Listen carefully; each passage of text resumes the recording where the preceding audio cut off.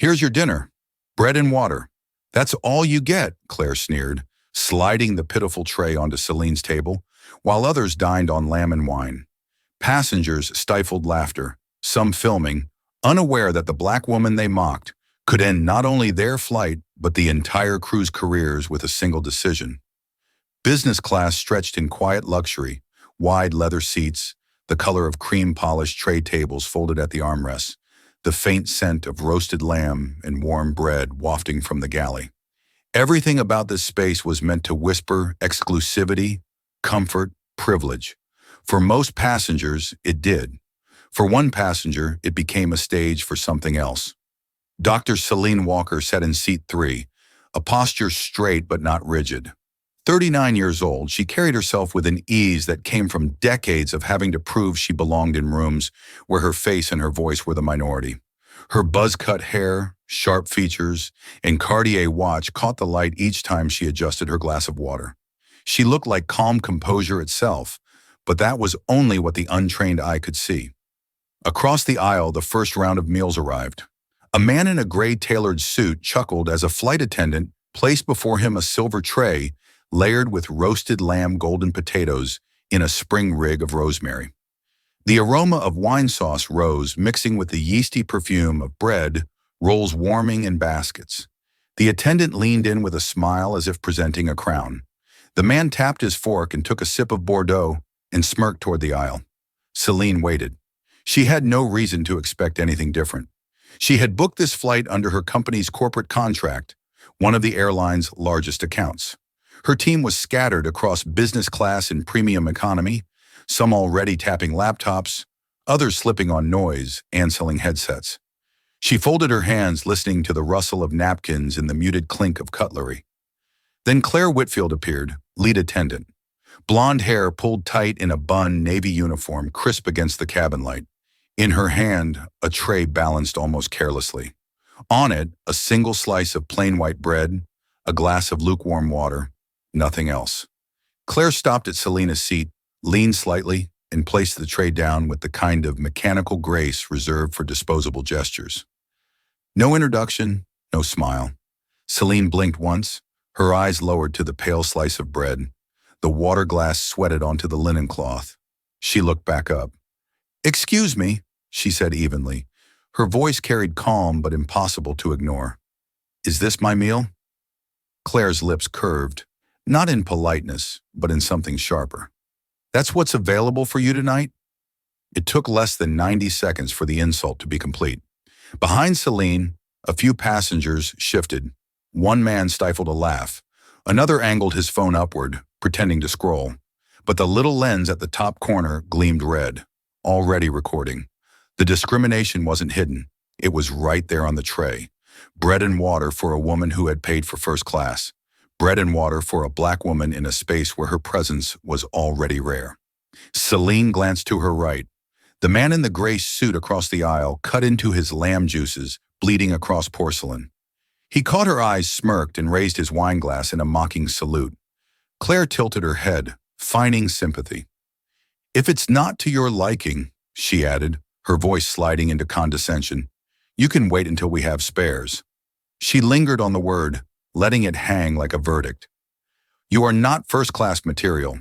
She has no idea that the woman she just dismissed holds contracts that could shake her airline to its core. Celine inhaled slowly, then exhaled the kind of measured breath that masked heat beneath steel. Her fingers brushed the rim of the water glass. She lifted it, sipped once, and set it back down without comment. But her eyes said everything. Claire caught the look, and for a fraction of a second, something in her faltered. Then pride surged, and she straightened her shoulders, smirk still etched. She turned away, already reaching for another tray. 2 rows back, a younger traveler whispered too loudly, "Why just bread? Isn't she in first class too?" His companion shrugged. "Maybe not supposed to be here. Doesn't look like the others." Celine heard. She always heard. The man in 4B leaned forward, amusement glittering in his eyes. His phone, still recording, caught the whole exchange. The bread, the smirk, the silence. He wasn't filming for justice. He was filming for entertainment. He thought he was capturing a minor spectacle. He had no idea he was about to upload the opening scene of a corporate earthquake. This decision will cost more than Claire could ever imagine. Celine leaned back against her seat, calm, collected, calculating. She broke the slice of bread in half, set it neatly back onto the tray, then folded her hands together. She didn't raise her voice. She didn't argue. She let the humiliation hang in the air like a storm cloud. Because storms do their best work in silence before the thunder comes. Across the aisle, the suited man carved another bite of lamb, savoring it with exaggerated pleasure. His laughter joined the low hum of the engines. Claire continued down the aisle, her posture radiating smugness. The other attendants avoided Celine's eyes. Not one offered correction, not one intervened. Silence became complicity. Have you ever sat somewhere you paid for only to feel the entire room decide you didn't belong? That was seat 3A tonight. Celine's gaze shifted toward the faint reflection in the polished window. A woman in power suits, glass and hand bray on her tray. To others, a passenger. To herself, a memory. In that moment, flashes from her past rose unbidden. The conference 10 years ago when an investor mistook her for an assistant instead of the founder. The hotel lobby where staff handed her valet tickets without asking if she was checking in. The boardroom where her patents were doubted until a white male colleague repeated her words. Each memory was a shard. Tonight, Claire pressed those shards deeper. Celine's jaw tightened, but she remained still, outwardly composed, inwardly burning. The phone in 4B vibrated. The man glanced down. Uploading, the status bar read, 30%, then 50, then complete. He smirked and tucked the phone into his pocket. The clip was already moving beyond the cabin, bouncing through cell towers, climbing onto feeds where hundreds of thousands of eyes would soon see breadwater and quiet defiance. She has no idea the ripple effect is already moving. Celine's phone rested on her armrest, black screen reflecting her face. She didn't touch it yet, not now. Timing was everything.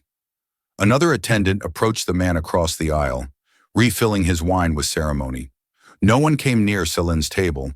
The bread remained untouched. The water grew warmer, but the silence around her was not weakness. It was a blade being sharpened. Celine lifted her chin, eyes following Claire as she worked her way down the aisle. For the briefest moment, Claire turned back. Their eyes locked again. Celine's stare was unflinching cold steel and velvet silence. Claire looked away first. The hum of the aircraft continued, but the air in business class had changed. Passengers whispered, phones hovered. Some smirked, others frowned, but no one missed the imbalance on display. Celine sat unmoving every second, adding weight to the moment. A calm presence in a storm she had not started, but one she was fully prepared to end. And as the bread sat untouched on her tray, the world beyond this cabin had already begun to stir. The bread remained untouched. The water glass had grown tepid condensation, sliding in slow trails across Celine's tray. Around her, the cabin hummed with forced, normally cutlery, striking porcelain, muffled laughter, the metallic hiss of cartwheels rolling down the aisle. But the silence around seat 3A was no longer simple quiet. It was loaded, watching, recording, waiting. 2 rows behind the young man in 4B lowered his phone and smiled faintly. The upload bar had flashed green seconds earlier. 15 seconds of footage, the attendant sneer, the bread and water, the calm stare of the woman who hadn't raised her voice. He hadn't added commentary. He hadn't needed to. The images spoke louder than words. By the time the aircraft pierced through jet ream winds over the Atlantic, the clip was already racing through cell towers. TikTok's algorithm seized it, slotted it between dance routines and comedy skits, feeding it to millions. The title was blunt. First class only if you look the part. 300,000 views before the cart reached row 5. Celine closed her eyes, posture, still perfect earbuds resting, but silent. She wasn't sleeping. She was listening to whispers drifting like smoke around her. She must have booked last minute. No way she belongs up here. Bread and water. That's humiliating. Every syllable added weight to the silence she carried. She has no idea her quiet defiance has already become a rallying cry online. Across the aisle, the man in the gray suit carved into lamb with theatrical flair wine swirling in his glass. He smirked each time his fork scraped against porcelain, as though the sound itself was another layer of insult. Behind Celine, another passenger muttered too loudly, "She'll complain when we land. People like that always want something free." His companion chuckled. Celine's eyelids lifted. She turned her head slightly, gaze sweeping across the cabin, calm, controlled. But the weight of it made one attendant avert her eyes instantly. Claire returned to collect trays. She stopped at Selena's seat, lifted the untouched bread and muttered under her breath, "Wasteful." She didn't look at Celine when she said it. She didn't need to. Celine's jaw tightened. She exhaled slowly, fingers brushing the rim of her glass. Then she placed both hands on her lap, perfectly still once more. What happens next will shock them, because the woman they think they've humiliated is about to upend far more than a single flight. On the ground, the clip had already jumped platforms. A college student in Atlanta reposted it to Twitter with 4 words, "Flying while black." Still, retweets surged. A Facebook group for frequent travelers shared it captioned, "Imagine paying thousands for this." By sunrise over New York, the clip had crossed 1 million views. Instagram influencers stitched it with their own stories of being dismissed at hotels and restaurants. Comments flooded. "This is exactly why representation matters. Unbelievable.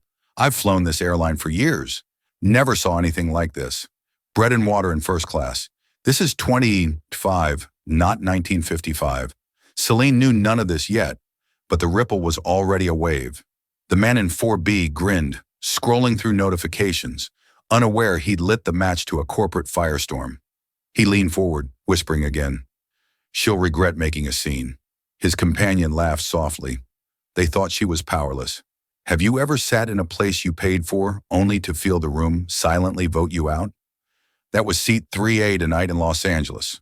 A lifestyle blogger with 2 million followers opened her morning feed, saw the clip, and posted, "I know this look. I've lived this look." Dignity denied at 30,000 FPT. Within an hour, her post had 50,000 likes. On Instagram, a retired Olympian added her voice, "This isn't about food. This is about being told you don't belong." Comments poured in exactly, "Been there. Never again." The cabin of Flight 217 remained wrapped in its own artificial calm. Claire moved briskly, posture taut, smile brittle, but she noticed now eyes following her. Phones angled discreetly, attention she couldn't explain, pressing against her uniform collar. Celine opened her eyes again. She adjusted the cuff of her blouse, the Cartier bezel flashing under cabin light. Then she reached for her phone. One fingertip tapped the black glass. The screen bloomed briefly, then went dark again. To anyone else, meaningless. To her, a quiet marker of timing. In the next 60 seconds, a second clip surfaced online. A passenger had whispered bread and water in first class. Celine's calm reply, one word almost whispered, "Enough." That single word clipped and replayed racked up 200,000 views before the plane crossed Irish airspace. Commenters called it chilling, dignified, unforgettable. The personal cost of this moment wasn't hunger. It was the erosion of dignity, something Celine had defended her entire career, and now her defense was trending. By mid-morning, celebrities joined in. A Grammy-winning singer retweeted, "I felt this in my soul." An Oscar-nominated actress added, "Her silence is the loudest scream." Screens lit up across offices and homes. Hashtag surge. Mealgate hush flying while black. Hash bread and water. Claire still believed she controlled her cabin. She collected plates, refilled glasses, smiled mechanically, but each time she glanced sideways, another phone lens was pointed discreetly. She could feel the judgment, even if she didn't know why. She had no idea the world outside was already deciding her fate. The clip no longer belonged to the passengers. It had already escaped the cabin, carrying its weight into millions of feeds. This is Black Stories Unveiled, the channel where we bring hidden moments of dignity and power into the light. And what you're hearing isn't about a slice of bread or a glass of water. It's about recognition and the cost when it's denied. Back in the cabin, Celine remained composed, eyes forward. To her left, the man in gray dabbed his lips with a linen napkin, smug grin returning. Claire passed him another glass of wine with deference. He lifted it toward her as if they shared a secret victory. Celine watched unblinking. Then she returned her gaze to the dark screen of her phone. The aircraft pressed through clouds, but the real turbulence was unfolding thousands of miles below. Tweets turned into threads. Facebook posts turned into debates. A morning show anchor introduced the clip. Live voice heavy. This isn't just bad service. This is a question of who gets to belong in spaces labeled first class. View counts ticked upward. Hundreds of thousands became millions. Celine sat in silence. The lamb scent still clung to the cabin. The bread was gone. The humiliation lingered. But for the crew of Flight 217, the countdown had already begun. The flight had been in the air for 5 hours when the calm broke. Celine had sat in silence long enough. Bread gone, water glass empty. The quiet stares she'd carried had become a storm, far louder than any protest. Phones around the cabin buzzed with notifications. Some passengers, already seeing their own cabin, mirrored back to them on tiny glowing screens. The clip had escaped. It was alive. Claire moved back up the aisle, chin raised, voice crisp as she addressed another passenger. Her eyes flicked towards Celine, then quickly away. She thought the insult was finished. She thought the quiet meant surrender. But silence was only the first move. Celine straightened in her seat. She reached forward, pressed the call button. The soft chime rang through the cabin, impossibly loud in the tense quiet. Heads turned. Claire stopped mid-step, turned sharply and approached. "Yes," she asked, her tone clipped. Celine looked up at her with unblinking calm. "I'd like to know," she said softly, "why the passenger beside me received lamb and wine, and I received bread and water." Her words weren't raised. They didn't need to be. The stillness in her tone carried a weight no volume could match. Claire's lips twitched. "Catering miscalculation," she said briskly. "It happens." Celine tilted her head, studying her. "And your decision," she asked, "was to deliver bread and water without explanation." The attendant hesitated, then hardened her expression. "You got what was available," she replied, voice steady, though her eyes betrayed a flicker of unease. The ripple effect is about to hit harder than she realizes. 2 rows back, another phone camera angled higher. This wasn't just quiet documentation now. This was confrontation. Celine folded her hands on the table. "You know that," she said, voice calm. "I've had bread and water before, but usually that was when I chose to fast, not when I paid for first class." The line cut through the cabin like a blade. A few passengers sucked in sharp breaths. Someone whispered, "Did she just but stop knowing better than to finish?" Claire stiffened. "If you're dissatisfied, you can file a complaint after landing," she said quickly, her words defensive, her posture rigid. Celine's gaze held her, not angry, not pleading, just a look that stripped away excuses. She has no idea who she's talking to. The man in the gray suit across the aisle chuckled, shaking his head. "Some people just can't be satisfied," he muttered loud enough for half the cabin to hear. Celine turned her eyes to him. No words, just a glance. The kind of glance that, in a boardroom, ended careers. He shifted in his seat, the laughter faltering. Claire cleared her throat, tried to recover authority. "I'll see if anything else can be arranged," she said tersely. Celine nodded once. "You do that." Claire turned away quickly, but the damage was already done. The cabin had seen, phones had recorded. Words were being typed faster than she could walk.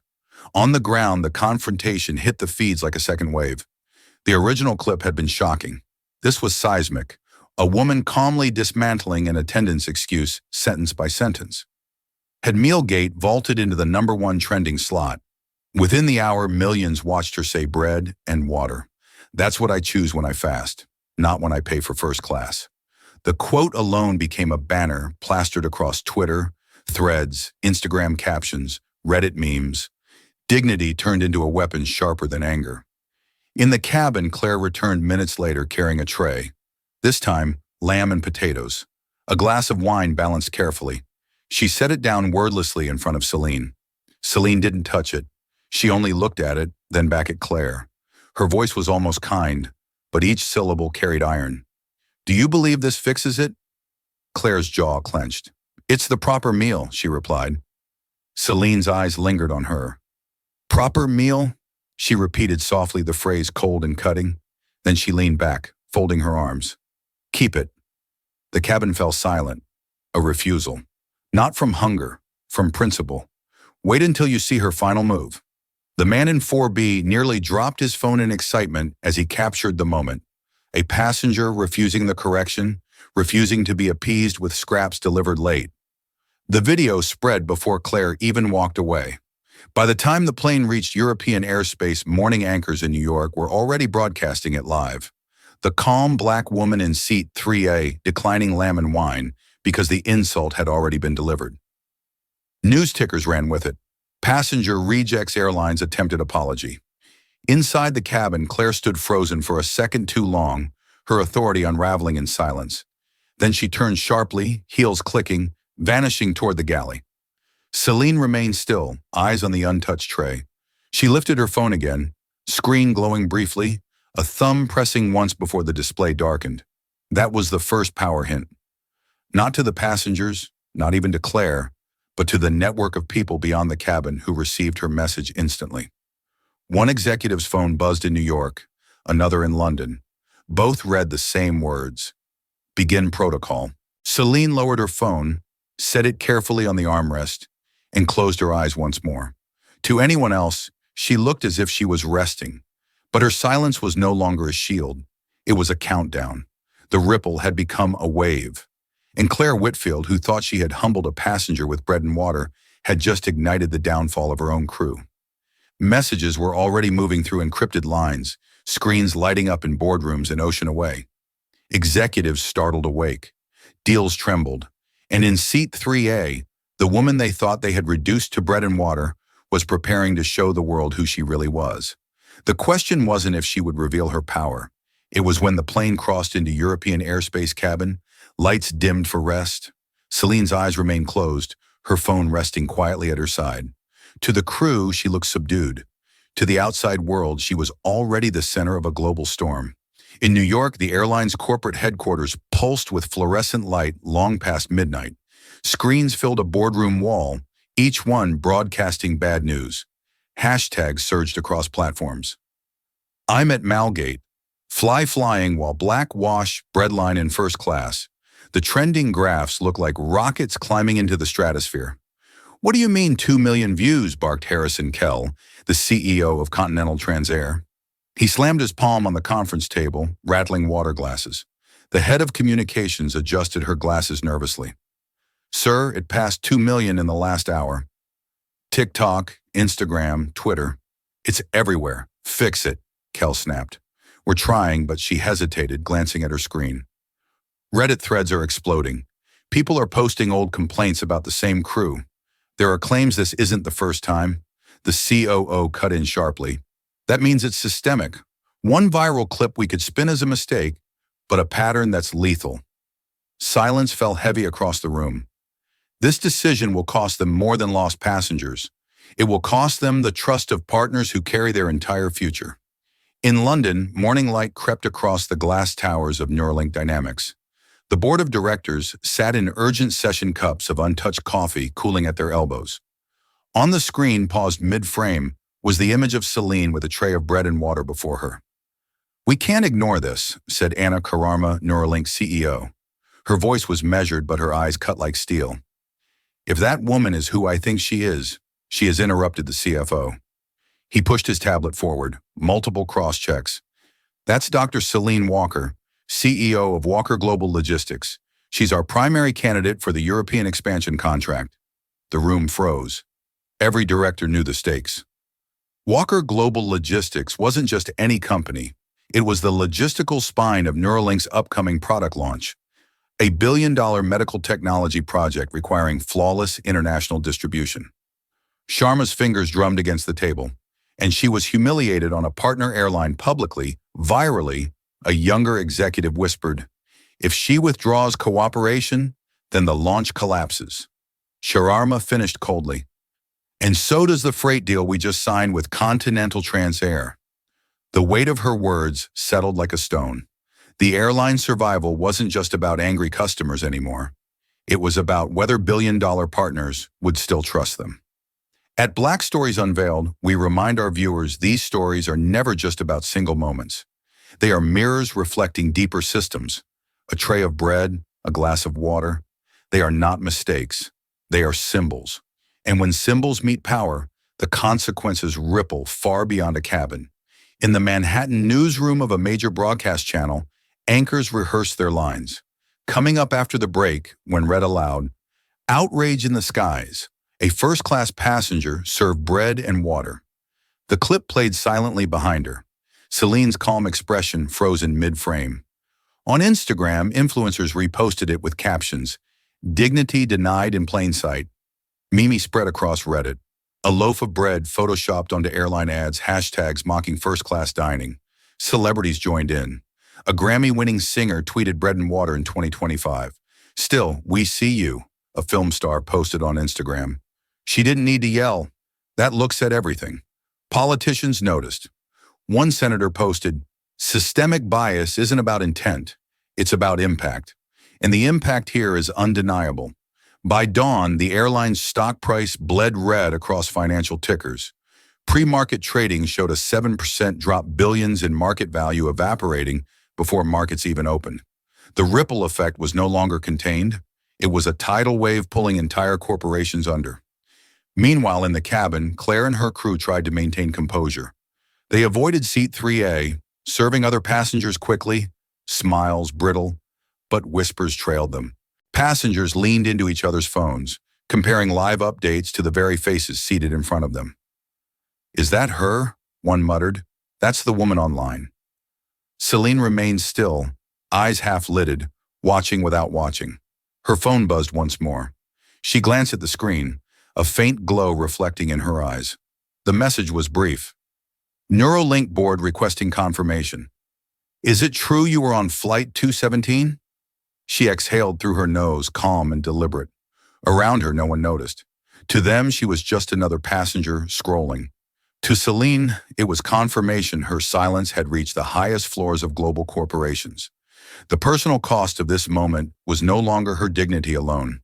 It was the stability of billion-dollar contracts and the weight of an airline's future hanging on her next move. Back at headquarters, CEO Harrison Kell buried his head in his hands. "Find her," he muttered. "Find her and fix this." The communications chief swallowed. "Sir, what if she doesn't want it fixed?" Kell looked up, face pale. For the first time that night, he realized the truth. This wasn't a customer to be appeased. This was a power they could not control. On the ground, commentators sharpened their words. One viral podcast host declared, "This isn't about service failure. This is about who companies believe deserves respect. And when the person disrespected controls contracts worth billions, it's not just bias. It's corporate suicide." Reddit threads connected dots, pulling up Walker Global Logistics, speculating about Celine's role. Twitter exploded with theories. She's more powerful than they know. This isn't random. In living rooms, offices, cafes, people replayed the clip, mesmerized by her refusal to take the meal later offered. A refusal that said, "Some wounds can't be bandaged." And in a suite above London's Temps Neuralink CEO, Anna Karama, typed an urgent message, "Confirm if Dr. Walker was on that flight." Immediately, the plane continued its path eastward. Celine sat composed, trade table clear, phone face down once more. To the crew, she looked harmless. To the outside world, her identity had become the question on which billions now balanced. The storm had already claimed public trust. Next, it threatened corporate alliances. And when the plane landed, there would be no way to hide. The world was about to learn exactly who the woman in seat 3A really was. The wheels kissed the runway with a low, vibrating thud. Passengers exhaled in unison. The long transatlantic crossing finally behind them. But for seat 3A, the landing wasn't an ending. It was ignition. As the aircraft taxied toward the gate, phones reconnected to networks. A symphony of chimes rang across the cabin as notifications flooded in. The bread and water clip, the confrontation, the refusal, all of it had reached tens of millions overnight. Passengers scrolled their eyes, darting between their screens, and the quiet woman sitting 3 rows ahead. "She's everywhere," someone whispered. "Look, that's her. That's seat 3A." Claire stiffened her uniform, suddenly feeling too tight. She glanced towards Celine, but quickly looked away. Every movement now carried the weight of scrutiny. Recorded, uploaded, judged.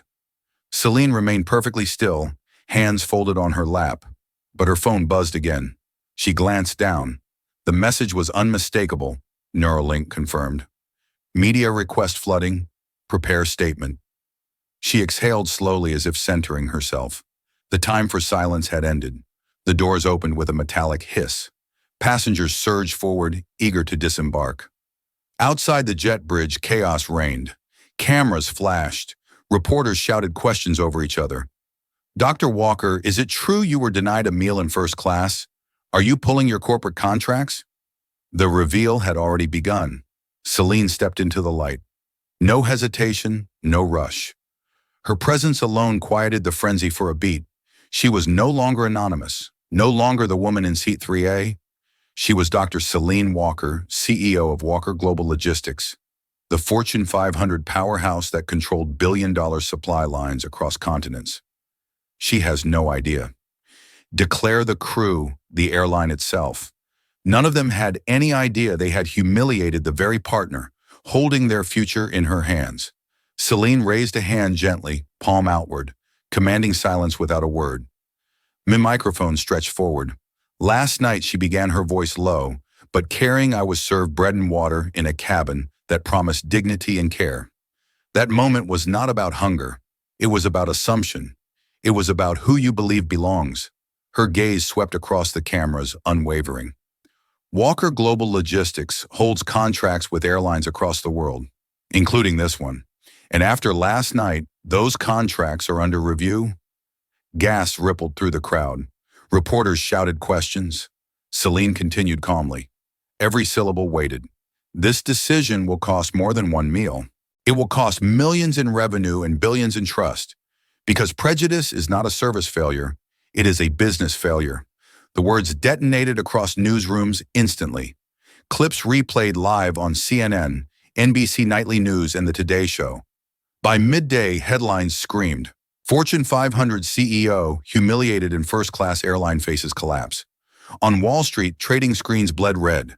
Continental Transair's stock plunged 12% by noon, erasing nearly $4 billion in market value. Analysts compared it to a corporate earthquake. The ripple effect was about to reshape the industry itself. Back at headquarters, CEO Harrison Kell's face turned ashen as Celine's statement played live on every monitor. Contracts under review, he repeated numbly. She controls 3 of our largest freight deals. If we lose her, Neuralink pulls out in all and we collapse. The CFO finished grimly. The boardroom erupted in panic. Executives shouted solutions, apologies, desperate offers. But none mattered. The decision was no longer theirs. It belonged to the woman they had dismissed with bread and water. Meanwhile, on Twitter, Celine's calm words trended globally. Mimi's transformed her statement into rallying cries. Screenshots of her face, composed and resolute, circulated with captions, "Prejudice isn't a service failure, it's a business failure." Civil rights advocates praised her. Investors warned of consequences. Ordinary travelers flooded feeds with their own stories of dismissal and disrespect.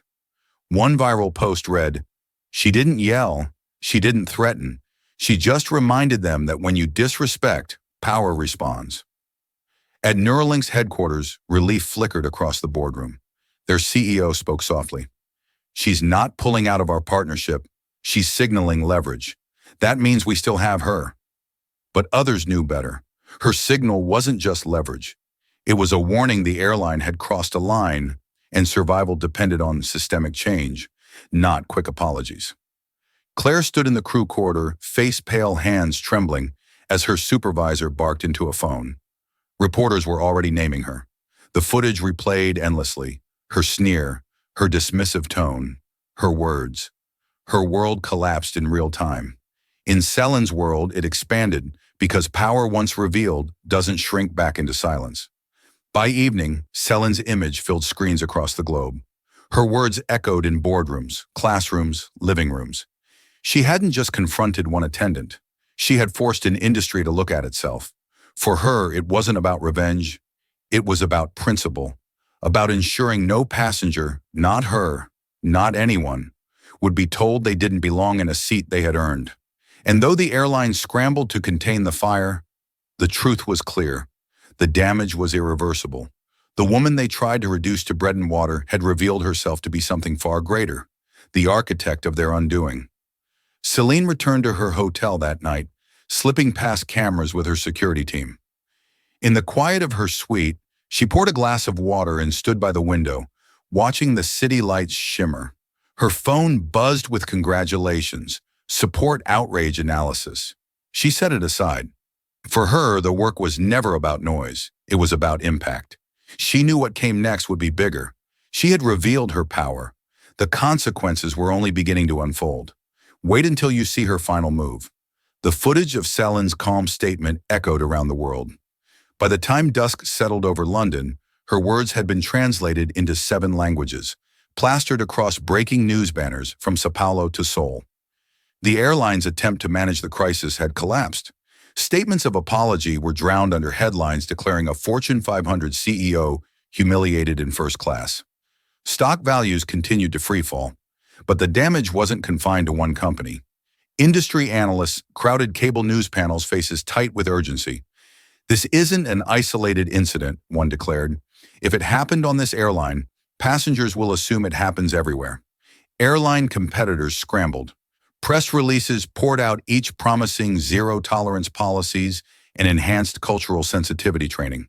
Some offered free upgrades to minority customers, as if gestures could erase the shadow of what had unfolded. But gestures wouldn't be enough. This was no longer about a meal. It was about trust and who deserved it. In Washington, regulators convened an emergency hearing. Officials from the Department of Transportation and the FAA reviewed footage frame by frame, their expressions hard. One commissioner spoke bluntly. If a customer can pay thousands for first class and still be treated as less than human, we have a systemic problem. Another added, and when that customer happens to be a CEO controlling billion-dollar contracts, we see what happens when prejudice collides with power. The industry can't survive this kind of exposure without reform. The ripple effect was about to reach government halls. Class of lawyers smelled blood. Within 24 hours, 3 firms announced investigations into discriminatory patterns across major airlines. Travelers flooded hotlines with their own stories. Bread and water became a metaphor whispered across forums, a shorthand for indignity suffered but never reported. The lawsuits multiplied, each one sharpening the knife pressed to the industry's throat. At Continental Transair headquarters, executives gathered again, but the mood had shifted. There was no shouting now, just grim faces staring at numbers on screens. Billions evaporated, partnerships, frozen bookings plummeting. The CFO spoke quietly. "We're on the verge of insolvency." The CEO clenched his jaw. "Then we cut." Cut what someone asked. Not what. Who? The announcement came by morning.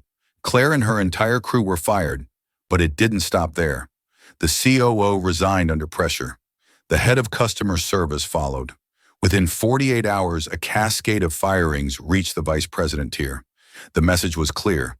Survival required blood. Across the Atlantic, Celine watched the headlines from her suite. She didn't smile. There was no triumph in her eyes, only certainty. This was bigger than one airline. It was about reshaping an industry. For Celine, this isn't just about punishment. It's about forcing a system to look at itself and admit its rot. She poured another glass of water, stared at the reflection of city lights, and whispered, "They'll change or they'll collapse." Competitors felt the warning. Shares of rival airlines dipped as investors feared contamination. Some carriers announced mandatory training overnight. Others reshuffled executives to signal seriousness.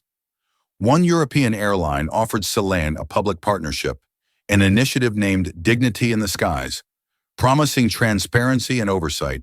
Stockholders applauded. Travelers reposted their pledge with cautious hope. It was proof systemic change could no longer be optional. But change doesn't come without resistance. Industry lobbyists whispered about overreaction.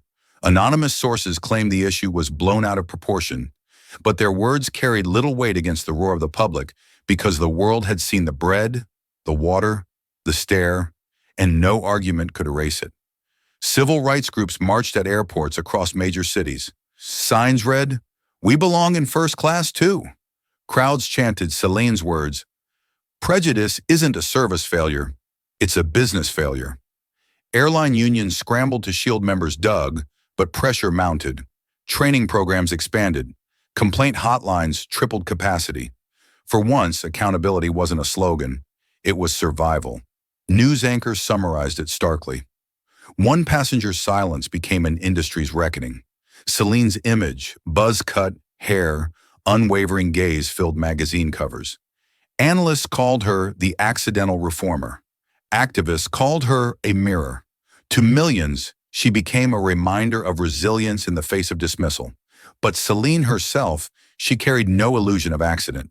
Every move had been deliberate. Inside Neuralink's boardroom, executives adjusted their strategy. Their CEO, Anna Sharma, shook her head. "We were lucky. Dr. Walker hasn't withdrawn, but we've all seen what happens when she decides enough is enough. The airline won't survive without structural reform, and neither will we if we fail to act." The room nodded silently. Deals shifted, policies redrafted. The lesson was written in numbers. Losses, contracts. Prejudice had a price. The lawsuits moved forward. One class action claimed damages in the hundreds of millions. Regulators demanded audits of training and hiring practices.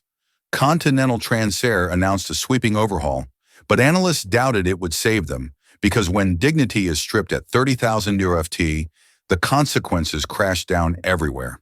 Celine stood again at her window phone, buzzing endlessly behind her. She didn't reach for it. She knew what the headline said. She knew what contracts trembled. But she also knew something else. This wasn't the end. It was the beginning of a systemic shift, and she had forced it with nothing more than silence, principle, and the refusal to be appeased. The personal cost of this moment would ripple through her life too. But she accepted it because change is never free, and the industry had just learned its price. By the week's end, a journalist summed it up in one chilling line. "This isn't the story of a meal gone wrong.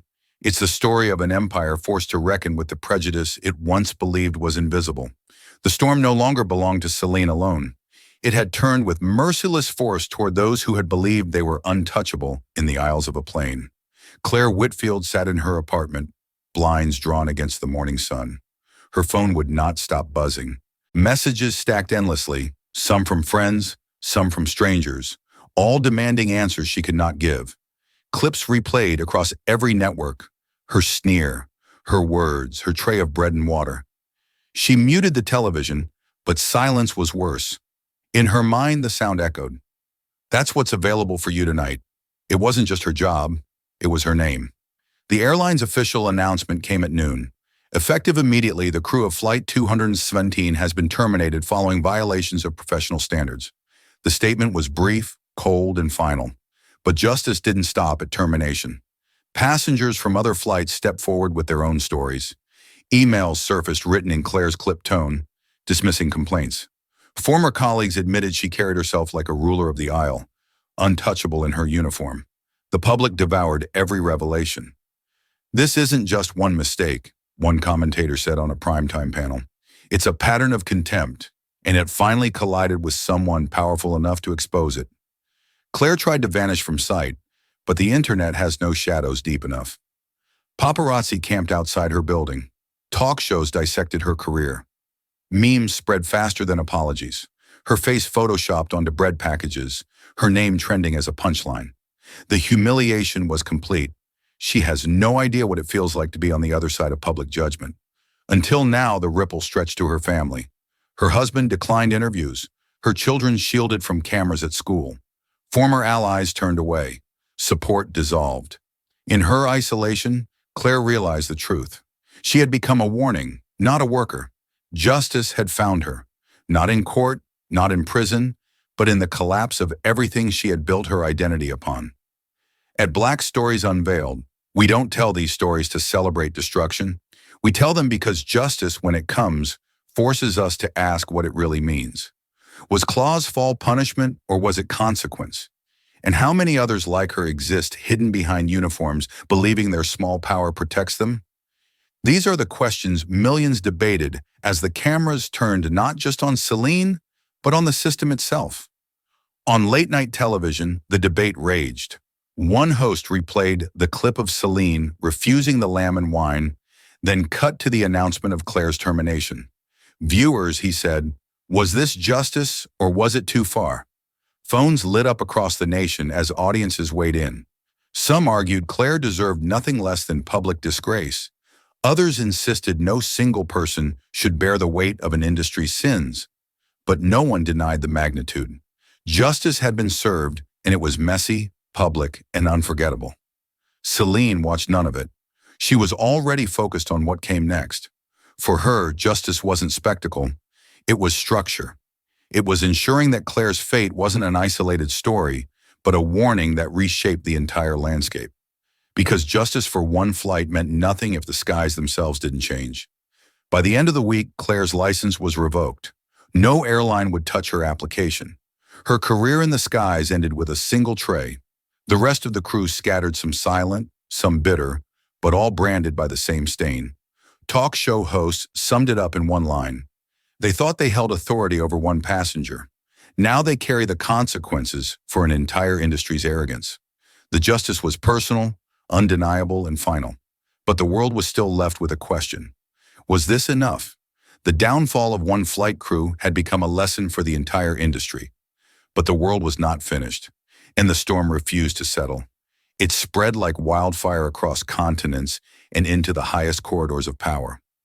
By the second week, the headlines had shifted, no longer speaking only of humiliation or contracts or stock crashes, but of reform, of hearings of global change. In Washington, lawmakers convened with unusual urgency, pressing airline executives under oath, replaying the footage for the 10th time until the image of bread and water on a silver tray burned into every screen in the chamber. If a Fortune 500 CEO can be treated this way, one senator demanded, what chance does an ordinary passenger have? There was no answer, only silence that revealed its own guilt. In Brussels, the European Commission declared a sweeping initiative, mandatory audits for every carrier operating within the bloc. An unprecedented move. The commissioner's voice steely as she declared, passenger dignity is passenger safety, and safety is not negotiable. In Montreal, flags of over 100 nations lined the chamber of the International Civil Aviation Organization as delegates convened an emergency summit. The bread and water clip appeared on a massive screen, Celine's calm face visible to all. A delegate from Africa rose slowly and said, for decades, our travelers have been treated as second-class citizens in first-class cabins. Today, the world has seen what we have lived. The hall erupted in somber applause, the sound echoing like a verdict. Across Asia, governments moved swiftly. In Tokyo, Seoul, and Singapore, transportation ministers declared investigations into contracts, each announcing publicly, we will not allow humiliation at altitude. The ripple was global, and it was irreversible. But the halls of government were not the only spaces where the shockwave landed.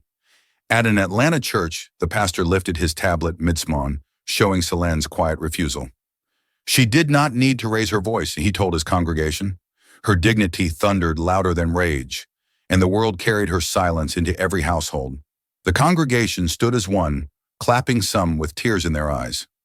In London, office workers gathered over sandwiches and tea, their chatter filled with speculation. Would you forgive if it were you? One asked.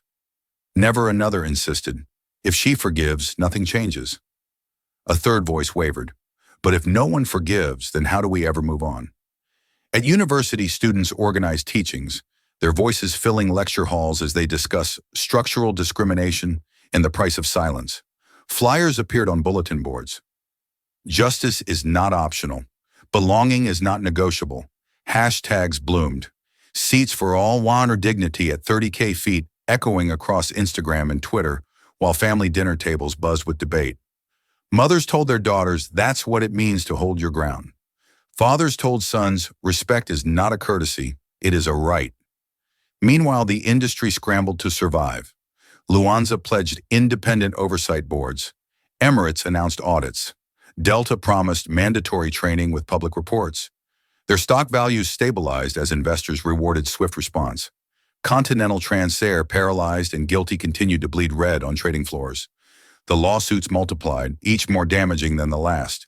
Lawyers demanded hundreds of millions in damages, not for one passenger, but for a culture that had persisted for decades. Judges nodded gravely, the phrase systemic contempt repeated like a refrain in court filings. And yet, at the center of it all, Celine lived quietly. She refused interviews, declined panel invitations, ignored the cacophony of pundits. She moved between her office and hotel suites with the same calm precision she had shown in seat 3A. But behind her silence, thoughts stirred. One evening in Paris, she stood at the window, the Eiffel Tower glittering in the distance, a glass of water in her hand. The reflection staring back at her showed both triumph and weariness. Memories rose unbidden. At 20, stopped by a hotel guard who assumed she was lost, told to use the service entrance. At 25, pitching a revolutionary logistics model, ignored until a male colleague repeated her idea word for word and received applause. Each memory was a wound she had carried quietly, each one hardening her resolve. And always she heard her mother's voice. Power isn't how you strike. Power is when you decide not to. Now those words haunted her. The world wasn't just watching her victory. The world was waiting for her choice. Talk shows argued it nightly. Justice has been served, one host said. But the question now, will she extend grace or let the fire burn? Panels split evenly. Hashtags battled. No mercy against choose grace. Editorials filled column inches. The New York Times asked, "Does mercy weaken justice?" The Guardian countered, "Mercy can be the sharpest form of justice." Every debate circled back to Celine. Every sentence ended with her name. Her advisors urged aggression. "The industry is on its knees," they told her. "Press harder. Finish this. Leave no room for retreat." Celine listened, then dismissed them with a wave of her hand. She returned to the window, staring at Paris, shimmering. She thought of Claire, disgraced, vilified, pleading in a trembling interview that went viral for all the wrong reasons. She thought of the crew scattered, nameless, marked forever by one flight. And she thought of herself composed in seat 3A, refusing not only bread, but the easy appeasement of lamb and wine. The question clawed at her. Would mercy dilute the movement or preserve it? Would vengeance be remembered as justice or as cruelty? Could she allow space for rehabilitation? Or had the time for second chances already expired? The debate was no longer in studios or parliaments. It was inside her own chest where her mother's words pressed hard against the echo of millions of voices calling for no mercy. For Celine, the personal cost of this moment was no longer measured in contracts, dollars, or headlines. It was measured in legacy. Whatever she chose would define not just her, but the memory of this movement for generations. She whispered into the silence of her suite, "The choice is mine." And with those words, the world leaned forward, waiting, breath held. The city was alive with questions when Celine finally stepped into the hall. It was a press conference unlike any other rows of cameras. Dozens of microphones, journalists pressed shoulder to shoulder, their pens already poised. She wore no extravagant armor, only a dark-tailored suit that framed her presence with simplicity, her buzz cut gleaming under the white lights. Silence fell as she approached the podium. For 2 weeks, the world had waited, arguing in living rooms, debating on talk shows, filling pages of editorials. Would she forgive or would she deliver the final blow? The answer hovered in the air like electricity, heavy, expectant, unbearable. She placed her glass of water on the podium, her fingers resting lightly against the stem. She looked at the crowd without blinking, without a trace of hesitation, and when she spoke, the words cut through the silence like steel. "The industry has asked me if I will forgive," she said. "Executives have asked if I will accept apologies. Commentators have asked if I will soften. Families have asked if I will let this pass. My answer is simple. No." Gasps filled the hall. Some scribbled furiously. Others froze, pens motionless, stunned. Celine continued her tone, still calm, but each syllable ringing louder. "Mercy belongs where mistakes are made in ignorance. Mercy belongs where there is recognition, where change begins at the root. But on Flight 217, what I faced was not ignorance. It was contempt. It was arrogance sharpened by repetition. It was a culture that had been warned, reported, documented, and ignored. I will not forgive contempt. The words detonated across the room, across feeds across the world. Social media exploded instantly. No Mercy surged, climbing past 1 million posts in less than an hour. Screens across continents replayed her voice again and again. I will not forgive contempt. At headquarters, Continental Transair executives collapsed into their seats as the broadcast played. Some buried their heads in their hands. Others shouted for legal teams. The market reacted in real-time, stock plunging another 12%. Partners froze deals. Neuralink's board confirmed what they had already decided: the freight contract was withdrawn. The airline was left exposed to contracts evaporating like sand through fingers. For Celine, it wasn't vengeance. It was inevitability. She had warned them with her silence, with her refusal, with her calm. Now she was drawing the line where it could never be blurred. But the aftermath stretched beyond boardrooms. In churches, congregations debated whether her refusal to forgive was a sign of divine justice or human hardness. In office lunchrooms, workers argued whether she had gone too far, whether she should have left room for rehabilitation. Talk show hosts argued until midnight, some praising her clarity, others condemning her inflexibility. The world divided, and in that division lay the power of her choice, because she had made everyone confront their own threshold. When does grace end? And when does principle demand a wall? Claire Whitfield, sitting in her dim apartment, watched the press conference on a flickering television. Her face, once anonymous, was now a symbol of arrogance. Her hands shook as Celine's words were played. I will not forgive contempt. Tears streaked her face, but the world outside her window had no sympathy left to give. Celine left the podium without flourish. She did not smile, did not wave. She returned to her suite, poured another glass of water, and sat at the window. The city glowed beneath her, indifferent yet transformed. She had chosen principle over mercy, clarity over ambiguity. She knew history would judge her. Some would call her ruthless. Others would call her revolutionary. She accepted both because legacy is not shaped by pleasing all voices. It is shaped by the courage to hold one line even when the world begs you to bend. And so the industry shifted. Airlines across continents adopted stricter policies, not because they wanted to, but because they feared the cost of another Celine Walker. Government oversight deepened. Lawsuits multiplied. Careers ended. But beneath the rubble of old practices, something new began to take root. Passengers believed, perhaps for the first time, that dignity could no longer be denied without consequence. Here at Black Stories Unveiled, we do not tell you what to think. We bring you the story and we leave the question with you. Celine Walker chose not to forgive. She chose clarity, finality, consequence. Was she right, or was grace the higher road that is for you to decide?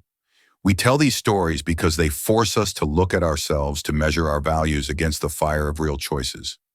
Celine's legacy was sealed that night, not as a saint of forgiveness, not as a tyrant of revenge, but as a woman who refused to be silenced, refused to be appeased, refused to carry contempt as if it were harmless. She left the industry shaken, left her name etched into history, left the world divided and yet compelled. Because whether you agreed or disagreed, you could not look away. Her mother's words echoed one last time in her mind. Power isn't how you strike. Power is when you decide not to. And Celine, with unflinching certainty, had decided that this time she would strike. The cameras replayed her words well into the night. Millions argued online. Comment sections split. Hashtags battled, families debated at dinner tables. The world leaned forward together, caught between admiration and unease. And one question lingered long after the microphones were switched off. If the choice had been yours, would you have chosen mercy or drawn the line as she?